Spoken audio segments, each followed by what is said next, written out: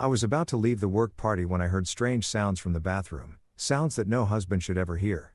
My wife didn't know I was standing right outside the door. My name is Clayton Merritt. I'm 51 years old and I own a plumbing contracting business out of Columbus, Ohio. Started it from scratch 22 years ago with a second-hand van and 2 employees.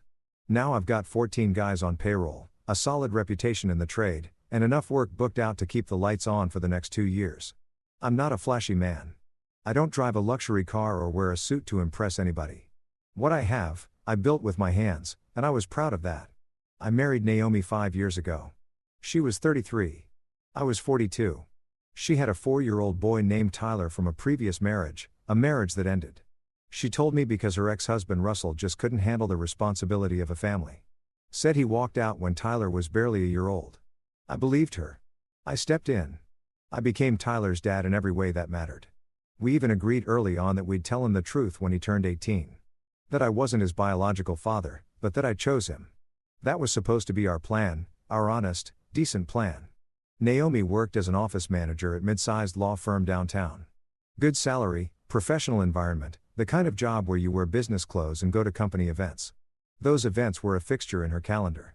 I mostly skipped them. Not because I was checked out. I just didn't fit in with a blazers and wine glasses crowd. Give me a job site and a thermos of coffee any day. But the Thursday before Thanksgiving, Naomi put her foot down. It's the annual holiday party, she said, her tone leaving no room for debate. My boss expects spouses to come. It matters to me, Clayton. Please. So, I went. The venue was a rooftop event space in the Short North District. Glass walls, rented heaters, a view of the city skyline that would have been impressive if I weren't already counting the minutes until I could leave. Naomi looked stunning. She always did when she dressed up. Dark red dress, hair done, smile turned all the way up. She kissed me on the cheek when we walked in and then promptly drifted away into the crowd like smoke. I spent the first hour at the bar nursing a club soda, nodding politely at people whose names I forgot the second they said them. Naomi was in her element, laughing, moving from group to group, her glass never empty. I watched her and tried to figure out when exactly we had stopped being a team at these things. Around 10:30, I decided I'd done my duty. I set down my glass, grabbed my coat from the rack near the hallway, and started toward the exit. That's when I heard it. It was coming from behind the door, marked restrooms, down a short corridor, just off the main room. Not the music, not the crowd, something else. Low voices, a woman's laugh, quick and hushed, like someone trying to keep quiet. And then a sound that hit me somewhere deep in the chest. The kind of sound no husband should ever hear coming from behind a closed door at his wife's work party. I stopped walking. I stood there in that hallway, my coat half on, and I listened. My wife had no idea I was standing right outside the door. The handle moved. A man stepped out first. Mid-40s, well-dressed, adjusting his jacket cuffs with the calm of someone who had done nothing wrong. He didn't notice me. A second later, Naomi followed. Her lipstick was uneven. Her hair had shifted. She was smiling at something he said until she turned her head and saw me standing there. The smile died. Clayton. Her voice came out flat and sharp at the same time. What are you doing back here? I looked at her. I looked at him and I felt something go very still inside me. Not rage, not grief, something colder than both. I was leaving, I said. Looks like I should have left an hour ago. She followed me out. I didn't ask her to. She just appeared to my side as I pushed through the glass door into the November air, her heels clicking hard against the pavement like she was the one who had something to be angry about. Clayton, stop. Her voice was sharp. Just stop and listen to me. I stopped, not because she asked me to, because I needed a second to make sure I said what I had to say without losing my composure. I turned around. The rooftop party hummed above us. The street was quiet. A cab rolled past and kept going. Who is he? I asked. Naomi crossed her arms. She'd grabbed her coat on the way out, but hadn't put it on, and she stood there clutching it against her chest like a shield. His name is Derek. Derek Fowler. He works in the contracts division at the firm. And what exactly are the two of you doing in that bathroom, Naomi? She looked away. A muscle in her jaw moved. It was nothing. We had too much to drink. It got out of hand for a minute. And it won't happen again. I'll let that sit there between us for a moment. Out of hand, I repeated. That's your explanation, Clayton. I'm not going to stand here and be interrogated on the street. You'll stand here, I said, keeping my voice level. And you'll talk to me like I'm your husband because that's what I am. Or at least I thought I was. She flinched just slightly. Then her expression shifted. I'd seen that shift before. That pivot she did when she felt cornered when the best defense she had was offense. You want to know why things like this happen? She said, because you're never present, Clayton. You come home smelling like pipe fittings and you eat dinner and you fall asleep in front of the television. When was the last time you actually looked at me? There it was. The redirect. The way she could take something she'd done and somehow make it a referendum on my failures. I'd seen her do it before. Small arguments, small moments, but never like this. Never with this much at stake. I look at you every day. I said, I look at you when I'm writing check for Tyler's school. When I'm fixing the leak under the sink, you keep forgetting to mention when I'm driving in practice because you're working late. Again, I took a step closer. Don't do that, Naomi. Don't stand here and turn this into something I did. Her lips pressed together. For a moment, just a moment. I thought I saw something real flicker behind her eyes. Something that looked almost like guilt. Then it was gone. I'm not saying it's your fault, she said quieter now. I'm saying we've had problems for a long time, and neither of us wanted to face them. I would have faced them if you'd come to me. That's what married people do. She didn't answer. I looked at her standing there in the cold. The woman I had built a life with. The woman I had chosen. The woman whose son I had raised as my own. And I felt something shift inside my chest. Not collapse, just shift. Like a load-bearing wall that had taken one too many hits and was finally starting to show it. Go back inside. I said, I'm going home, Clayton. I need to think. I held up a hand. We'll talk tomorrow, but right now I need to not be standing on this sidewalk with you. I walked my truck. She didn't follow this time. The drive home took 20 minutes. I didn't turn on the radio. I just drove, hands at 10 and 2, watching the interstate lights pass overhead. By the time I pulled into our driveway, something had already shifted in my thinking. A quiet, methodical part of my brain that I usually reserve for job estimates and contractor disputes had switched on and wasn't going to switch off. I went inside. Tyler was asleep. The babysitter, our neighbor, Mrs. Caldwell, gave me a quick nod from the couch and slipped out without a word. I stood in the hallway for a minute outside his door, listening to the stillness. Then I went to the kitchen table, opened my laptop, and pulled up our joint phone account. I told myself I just needed to know just the shape of it, how long, how often, how much. What I found in the next 15 minutes made the cold air outside feel warm by comparison. Derek Fowler's number appeared 47 times in the last 2 months alone. Late evenings, weekend afternoons.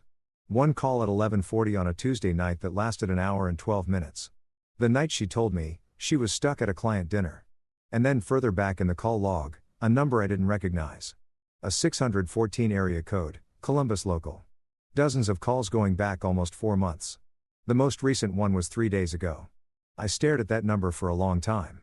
Then I picked up my phone and dialed it. The number rang 3 times before someone picked up. The voice that answered was cautious. A man mid-40s by the sound of it. The kind of voice that belonged to someone who didn't pick up unknown numbers as a habit but had made an exception tonight. Yeah. My name is Clayton Merritt. I said I'm Naomi's husband. I'm looking at your number on her phone. Records going back for months. I think you and I need to talk. Silence long enough that I thought he might hang up. Then how'd you get this number? Joint phone account. She forgot about that. I kept my voice steady. I'm not calling to threaten you. I just want the truth. How do you know my wife? Another pause. When he spoke again, his voice had changed. Something careful had come out of it, replaced by something that sounded almost like resignation. My name is Russell Payne, he said. Naomi and I were married before you. I already suspected it.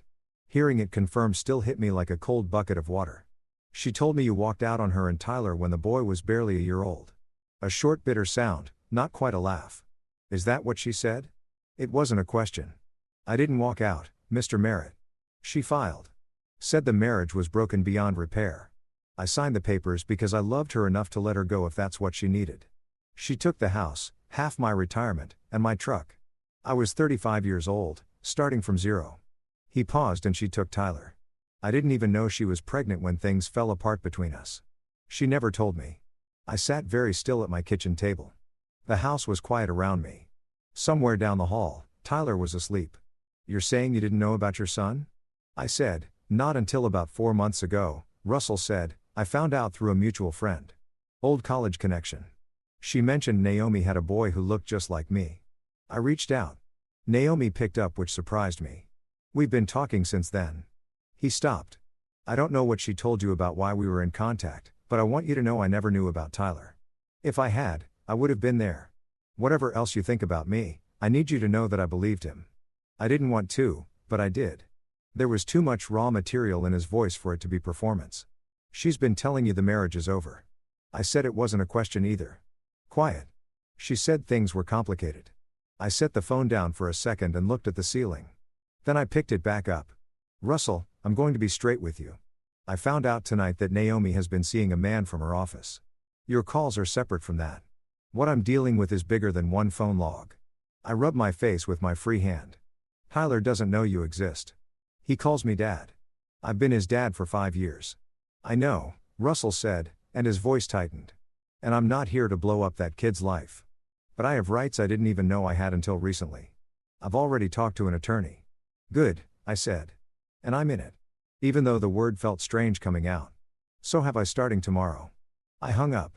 I sat at that table for another 20 minutes without moving. Then I went upstairs, checked on Tyler one more time, and lay down on the bed, fully clothed, staring at the ceiling until 4 in the morning. I didn't sleep, but by the time his son came up, I had a plan. I called Neil Stratton at 7:15 in the morning. He was an attorney I'd used twice before. Once for a contractor dispute. Once when a supplier tried to stiff me on a materials order. Sharp, direct, no nonsense. Exactly what I needed. He picked up on the third ring and I laid it all out. The bathroom, the phone records, Derek Fowler, Russell Payne, Tyler, all of it. He listened without interrupting, which was one of the things I respected about him. When I finished, he said, "Come in at 10. Don't talk to her about any of this before you get here." I didn't. When Naomi came home at 8:30, she'd apparently spend the night at a friend's place. No explanation offered. I was in the kitchen drinking coffee and reading the news on my phone like it was any other Friday morning. She studied me from the doorway like she was trying to figure out which version of me she was dealing with. "We need to talk," she said. "We will," I said, "just not this minute. I've got a job walk at 9 o'clock. It was a lie, but a clean one. She hesitated, then went upstairs. I heard the shower on. Neil's office was in a glass building off High Street, the kind of place that smelled like expensive coffee and quiet authority. I sat across from his desk and watched him take notes in that precise, unhurried way of his. "First thing," he said, setting down his pen. "Assets. Before anything else, I need you to pull together everything you can find. Property records, joint accounts, vehicle titles, investment statements, all of it. Can you access those from home?" "Most of them," I said. "I handle the household finances. Always have." He nodded. "Good, because here's what I want you to look for. Any transfers, retight links, or account changes made in the last 12 months that you didn't initiate?" I looked at him. "You think she's been moving things? I think you should find out before she knows you're looking." He leaned back. People who plan exits tend to prepare the terrain first, especially when they've been at it for a while. I went home that afternoon while Naomi was at work and Tyler was at school. I sat at the kitchen table with every document I could find and my laptop open to every account we shared. It took me 2 hours. At the end of those 2 hours, I had a sick hollow feeling in my gut that had nothing to do with betrayal and everything to do with cold, deliberate calculation. The truck, a 2021 Ford F-250 I bought 2 years ago for the business, registered under both our names as a tax arrangement, had been retitled 8 months ago. Her name only. The savings account we opened together for Tyler's college fund had been drained by half. $12,000 moved in 4 separate withdrawals over 6 months. Each one just under the automatic reporting threshold. And the joint credit card show charges I had never seen. Hotels, restaurants, a jewelry store receipt for something that had never arrived at our house. I photographed everything, printed what I could, put all in a folder, and drove it straight back to Neil Stratton's office. He looked through the pages without expression. Then he looked up. "She's been preparing this for at least 8 months, he said. "The good news is she made mistakes, small ones, but enough. What's the bad news? The bad news is she's going to fight hard when she realizes the door has been locked from the inside." He set the folder down. "The better news is you're the one holding the key." I drove home feeling something I hadn't expected. Not relief, not anger, something closer to clarity, like a job site after the demolition is done, and you can finally see the actual structure underneath. What's still standing, what needs to go, and exactly what you're working with. I picked Tyler up from school at 3 o'clock. He talked the whole ride home about a history project on the American Revolution, and I listened to every word, whatever was coming next. He wasn't going to get caught in the crossfire. I make sure of that. Neil Stratton called me Monday morning with a tone that meant he'd been thinking over the weekend. "Here's where you stand," he said. "You've got financial misconduct. The retitled truck, the college fund withdrawals, the credit card charges. That's real and it's documented. You've got phone records establishing a pattern of contact with two men, one of whom is a co-worker. You've got a wife who has been preparing an exit strategy for the better part of a year." He paused. "What you don't have yet is full leverage. She doesn't know what you know. That's your most valuable asset right now. Don't spend it early. You're saying sit on it. I'm saying be smart about the timing. Let her think she's still in control of the narrative. Meanwhile, we build. I want a forensic accountant to go through every joint account going back 3 years. I want the vehicle retitling reviewed for potential fraud. If she forged your signature on that title transfer, that's a separate issue entirely. And I want you to keep a daily log, dates, times, observations, everything." I started the log that same afternoon, kept it in a plain notebook, tucked behind a row of pipe fittings catalogs on my office shelf. Nobody was going to go looking there. Naomi came home that evening acting like Tuesday. She made dinner. She asked Tyler about school. She asked me if I'd heard back from the Worthington Avenue job. I answered everything in the same register she used. Calm, ordinary, unremarkable. If she was waiting for me to blow up or break down, she was waiting at the wrong station. That became the rhythm of the next 10 days. Her performing normal, me performing unaware. The difference was that her performance was designed to buy time and mine was designed to buy evidence. On day 4, Neil called to tell me the forensic accountant had flagged something beyond what I'd already found. 18 months ago, Naomi had opened a personal savings account at a different bank, not one we had ever used together. She'd been making deposits into it every 2 weeks. Small amounts irregular enough to avoid pattern recognition. The total balance was $41,000. $41,000 she had been quietly setting aside while I paid the mortgage, the utilities, Tyler's school supplies, her car insurance, and her gym membership without a second thought. I sat with that number for a long time after Neil told me. Then I said, "Can we prove it came from diverted household funds?" "Working on it," Neil said. "But even if we can't fully trace the source, the existence of the account hidden, never disclosed, accumulated during the marriage, is a material asset she'll be required to declare. If she doesn't declare it voluntarily, we will." I thanked him and went back to work. I had a crew installing a new commercial plumbing system at a medical office building in Westerville. And I spent the rest of that afternoon on site, doing what I'd always done, showing up, getting my hands dirty, making sure the job was done right. There's something grounding about physical work when your head is full of things you can't fix with your hands. It doesn't solve anything, but it keeps you upright. On day 8, Russell Payne called me back. "I've retained an attorney." He said, "We're filing for paternity establishment. I wanted you to hear it from me before the papers arrived." "I appreciate that," I said. I was sitting in my truck in the medical building parking lot, the engine off, watching a pigeon work its way across the asphalt with great determination. "What are you hoping for, Russell?" In terms of Tyler, he was quiet for a moment. "I don't want to be a disruption," he said carefully. "I know that boy has a life. I know you've been his father in every way that counts. I'm not trying to undo that." Another pause. "But I want him to know I exist. I want the chance to know him. That's all I'm asking for right now." It was a reasonable thing to ask for. I told him so. He sounded surprised that I'd said it, which told me he'd been bracing for a fight. "One thing," I said, "whatever happens legally, Tyler finds out the truth from me. Not from a court document, not from Naomi's lawyer. From me. Can you agree to that?" "Yes," he said without hesitation. "Absolutely." We hung up. I sat there another few minutes. Then I started the truck and drove back to the job site because there were pipes to check and a crew waiting for answers, and the work didn't stop for any of this. It came on a Wednesday evening, 11 days after the party.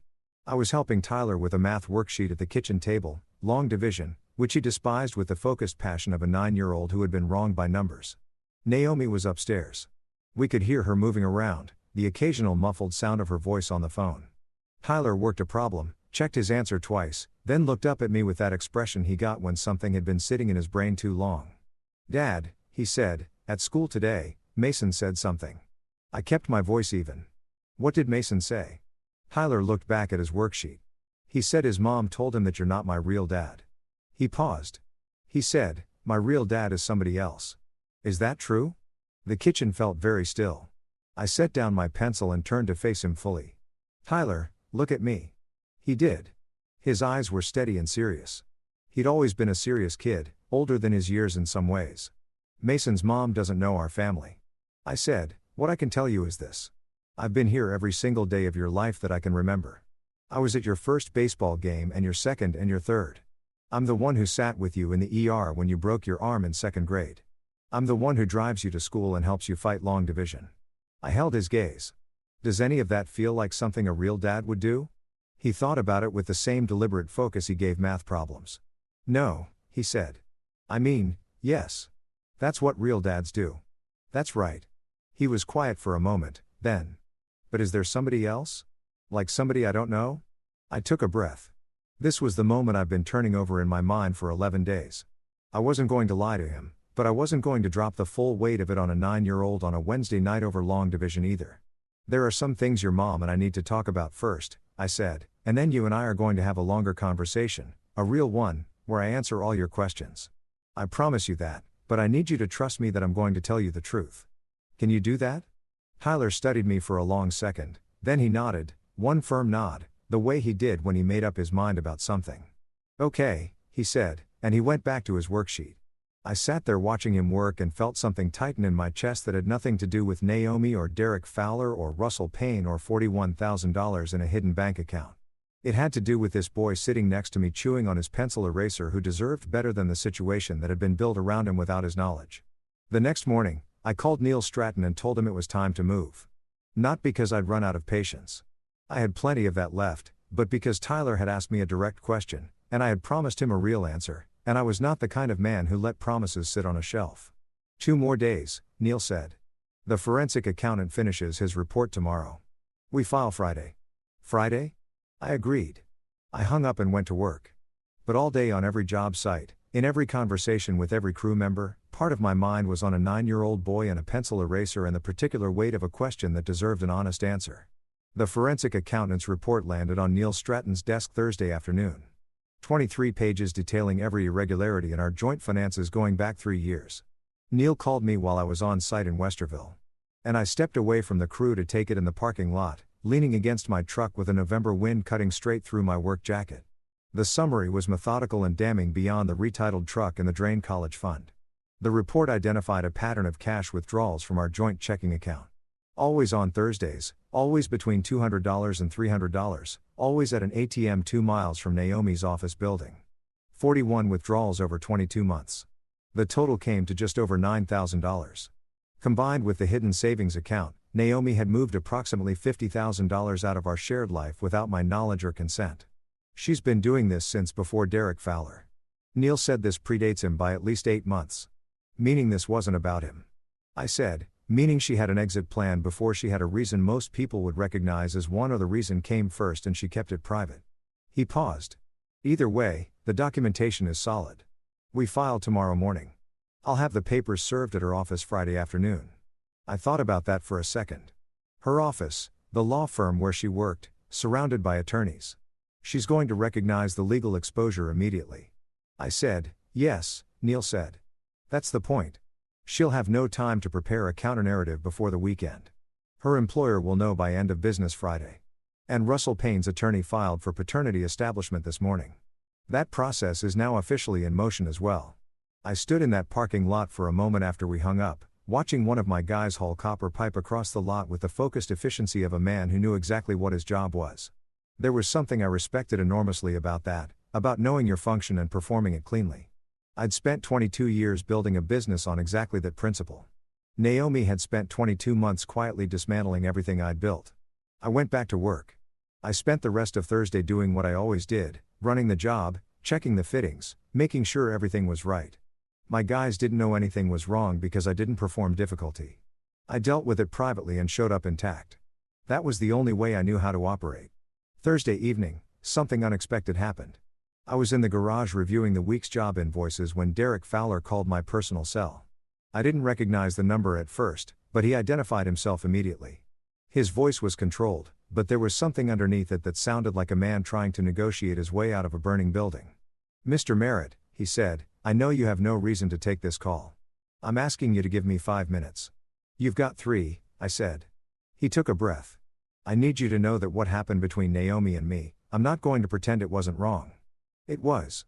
But I want you to know that she represented to me that your marriage was essentially over. That you've been living separately for months and everything but paperwork. And you believe that? I did. I shouldn't have. I should have walked away the moment she told me that. He paused. The reason I'm calling is because I'm under investigation, internal review, and Naomi has been asked to provide a statement. I don't know what she's going to say, but I want you to know that I'm not going to lie to protect her. Whatever she told you about me, I'm cooperating fully with HR. If that helps your case in any way, I'm prepared to confirm my cooperation through your attorney. I was quiet for a moment. Why are you telling me this? Because I'm not a good man in this situation, Derek said. But I'm not the worst one either. And I think you deserve to know that the woman you married had this planned out a lot further in advance than one party in a bathroom. I didn't thank him. But I told him to send a statement to Neil Stratton's office and I told him Neil's name. He said he would. We hung up. I sat with that for a long time. Then I added the call to my log, noted the time, and went inside to check on Tyler. Friday changed everything and it changed it fast. Neil's process server reached Naomi at the law firm at 2:47 in the afternoon. I know the exact time because Neil texted it to me. I was in the cab of my truck outside a supply house in Gianna when my phone buzzed and I read the message twice before I pulled out of the parking lot. Naomi called me at 3:15. I let it go to voicemail. She called again at 3:32. Then at 3:50, she sent a text that read, "We need to talk right now. This is insane. Call me." I called Neil instead. How'd she react? I asked. Her supervisor called me directly about 20 minutes after service. Neil said. I could hear the controlled satisfaction in his voice. The way a good attorney sounds when a plan executes cleanly. Apparently Naomi became visibly distressed in the office. The managing partner, who I gather is not unaware of the HR situation around Derek Fowler, asked her to take the rest of the day. He paused. She's also now aware that Russell Payne's filing is active. Both pieces of news arrive at the same hour. Good. Clayton Neal said she's going to come home tonight wanting to negotiate. She's going to be emotional. She may be apologetic and she is absolutely going to try to find out how much you know. Don't tell her. Don't negotiate. Don't engage on the merits of anything. If she brings up the finances, you tell her to contact my office. If she brings up Tyler, you tell her that Tyler's welfare is your first priority and that your attorney will be in touch. That's it. Understood, I said. I drove home. Tyler was at a school friend's house until 6. I'd arranged that 2 days earlier, quietly through his friend's mother. I wanted the first hour to happen without him in the building. Naomi was already home. Her car was in the driveway. I walked in through the front door and found her sitting at the kitchen table, still in her work clothes, her hands flat on the table in front of her, like she was trying to hold herself down. She looked up when I walked in. Her eyes were red at the edges, but dry. She'd been crying, but she'd composed herself. I had to give her credit for that. She didn't fall apart easily. Sit down, she said. I'm fine standing, I said. I set my keys on the counter and leaned against it, arms crossed, giving her nothing. You filed for divorce, she said. Her voice was even, but just barely, without saying a word to me, without one conversation. We've had several conversations, I said. You spent most of them telling me I was the problem. Clayton, Naomi, I kept my voice measured. I know about the hidden account. I know about the $41,000.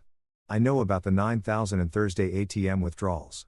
I know about the truck retitling. And so does a document examiner who's currently reviewing whether your signature on that transfer document is actually mine. I watched her face as each item landed. I know about Russell Payne. I know he didn't walk out on you. I know he didn't know about Tyler. And I know you've been in contact with him for 4 months while telling me nothing. I straightened up. I know enough. My attorney knows the rest. She stared at me. The composed surface had developed visible fractures. Her jaw was tight. Her hands had curled slightly on the table. I was going to tell you, she said about Russell. I was trying to figure out how. You had 5 years to figure out how. I said, you managed to figure out how to open a secret bank account. You managed to figure out how to move money in amounts designed to avoid detection. You clearly can figure things out when they serve your interests. She flinched. That's not fair. Fair. I said the word slowly, giving its full weight. Naomi, you took $12,000 from Tyler's college account and moved it to a fund you were going to walk away with. You did that to your own son. I shook my head. We're past fair. She was quiet for a long time. The kitchen clock ticked. Outside, a neighbor's dog barked twice and went silent. "What happens to Tyler?" she finally asked. Her voice was smaller now, stripped to the performance. "Tyler gets the truth," I said. "From me at the right time, in the right way. And then he gets stability, which means he stays in this house, in his school, with his routines. Whatever the custody arrangement looks like, that doesn't change." I held her gaze, "But that's between our attorneys now, not us." She looked at the table, then she nodded once, small, defeated, the first honest gesture she'd made since the night of the party. I picked up my keys and walked out of the kitchen. I had 45 minutes before Tyler came home, and I used every one of them sitting on the back porch in the cold, watching the yard go dark, letting the hardest part settle. When Tyler's ride pulled into the driveway, I was at the door to meet him. He had a smear of something that looked like chocolate frosting on his left cheek and an expression of pure 9-year-old contentment. "How was it?" I asked. "Awesome," he said, and walked past me into the house without breaking stride. I smiled for the first time all day. The preliminary hearing was set for a Tuesday morning in early December, 3 weeks after the divorce papers were served. Neil had warned me it would be procedural, establishing timelines, acknowledging filings, setting the framework for the full proceedings. What he hadn't warned me about was how strange it would feel to sit on one side of a courtroom table and watch the woman I had shared a bed with for 5 years sit on the other side, flanked by an attorney she had retained 2 days after service. Her lawyer was a woman named Patricia. Not the same Patricia as mine. A coincidence that Neil found mildly amusing and I found mildly surreal. She was competent and polished, and she argued her opening position with precision. Naomi, she said, had made personal errors in judgment, but had been an active and present parent throughout the marriage. She acknowledged the financial discrepancies as matters to be resolved in discovery. She did not acknowledge the hidden account directly, which told me they were going to try to reframe it. Neil didn't react to any of this. He'd been doing this for 20 years and nothing in a preliminary hearing surprised him. When it was his turn, he laid out the documented record with the same calm efficiency as a blueprint: the retitled truck, the hidden savings account, the $41,000, the $9,000 in structured ATM withdrawals, the college fund drainage. He placed each item on the table like a contractor laying tile, measured, level, unargued. The judge, a compact man in his 60s, with the expression of someone who had heard every variation of every story, made a brief note after each item. When Neil mentioned the document examiner's finding regarding the vehicle transfer, the judge looked up and asked Naomi's attorney a direct question. She answered carefully. He made another note. We were out in under 2 hours. Outside in the corridor, Neil walked beside me toward the elevator. "She's going to negotiate," he said. "Her attorney knows the document fraud exposure is real. They don't want that to go further. Expect an offer within 10 days. "What kind of offer?" "She concedes the truck and the college fund repayment. She probably fights for a portion of the hidden account, claiming she was building personal savings within the marriage. We count her. We'll settle somewhere in the middle of a range that still substantially favors you." He pressed the elevator button. "The custody framework is actually cleaner than I expected. She didn't contest primary residence with you. She's asking for standard visitation." "That word for Tyler," I said. "That's all that matters." Neil agreed. 10 days later, exactly as predicted, the offer came. Naomi's attorney proposed a settlement that returned the truck, repaid the college fund in full, split the hidden account 60-40 in my favor, and established primary custody with me with alternating weekends for Naomi. The structured withdrawals were absorbed into the overall settlement calculation. Neil and I discussed it for 40 minutes, then I signed. The thing about a settlement is that it doesn't feel like victory. It feels like a door closing. The soft final click of something that used to be open. I drove home from Neil's office through a light December snow and thought about 5 years of mornings and dinners and Tyler's baseball games and the particular way Naomi used to hum while she made coffee, and I let myself feel the weight of it for exactly the length of that drive. Then I pulled into my driveway, turned off the engine, and walked inside. Tyler was at the kitchen table doing homework. He looked up when I came in and asked if I wanted to hear what he'd learned about the Continental Army. I said yes. I sat down, poured myself a glass of water and listened. 2 days before Christmas, Russell Payne drove up from Cincinnati for what we had quietly agreed to call a first introduction. No attorneys, no formal framework, just 2 men and a boy at a diner on the east side of Columbus. On a Tuesday morning, when the snow was coming down steady and the parking lot was half empty, I brought Tyler.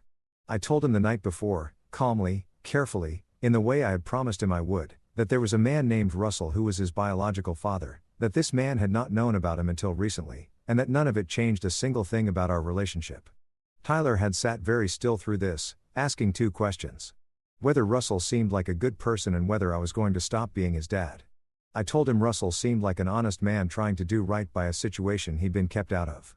And I told him that fathers aren't made by biology. They're made by showing up every day for years. That I had done that and intended to keep doing it. Tyler nodded.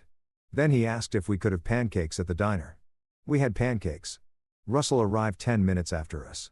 A lean, quiet man who looked like he had rehearsed his composure and mostly achieved it. He shook my hand first, which I respected. Then he looked at Tyler and said simply, "Hey, buddy, it's good to finally meet you." Tyler looked at him with a careful assessment of a 9-year-old who had decided to withhold judgment until further evidence was available. Then he said, "Do you like baseball?" Russell's face opened up and is something genuine. "I played in high school," he said. "I'm a shortstop," Tyler said, and moved over to make room at the booth. I drank my coffee and watched them talk, and I felt something settle in my chest that had been unsettled since November. Not happiness exactly, but rightness. The particular rightness of a complicated thing being handled with honesty and decency by the people involved. That was enough for me. More than enough, actually. It was exactly what Tyler deserved. January arrived with a hard freeze and more work than I could comfortably schedule. 3 commercial contracts came in the first 2 weeks of the new year. A medical clinic expansion, a restaurant remodel, and a school district job that would keep 2 of my crews busy through March. I hired 2 additional plumbers in February, bringing the total to 16. The business that I had built from a second-hand van and a handshake 22 years ago was by any reasonable measure doing exactly what it was designed to do. I moved through that winter with a particular kind of focus that I hadn't had in years. Not the grinding head-down focus of a man trying to hold things together. The clean forward-moving focus of a man who knows what he's working toward. Tyler had his routines. School baseball practice twice a week, Tuesday dinners with me at the kitchen table over whatever I'd managed to put together. He was adjusting to the new shape of things with the resilience that kids have when the adults around them are honest and steady. He saw Naomi on alternating weekends. Those exchanges were businesslike and civil, brief, at the door, coordinated through texts when necessary. She had moved into an apartment in the Short North District, a place I'd never been and didn't need to see. Whatever she was building from the rubble of what she'd done, she was building it without my involvement.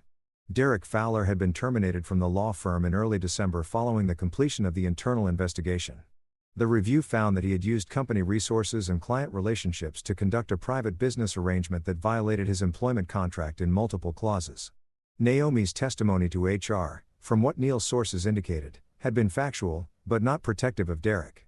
She had enough self-preservation instinct left to know that shielding him would only deepen her own exposure. Russell Payne began driving up from Cincinnati once a month. He and Tyler had settled into a cautious, genuine rhythm. Video calls every couple of weeks, a baseball game in the spring that all 3 of us attended without incident. Russell was, as I had told Tyler, an honest man trying to do right by a situation he hadn't created. I found I could respect that without difficulty. In February, Tyler came home from school with a crayon drawing he'd made in art class. The assignment had been to draw your family. He'd drawn a house with a big tree in the yard. In front of the house were 2 figures, one tall, one small. The tall one was labeled Dad in his careful block letters. I put on a refrigerator with a magnet shaped like the state of Ohio. That spring, I bought out the final note on my business property, a warehouse and office space I've been paying down for 11 years.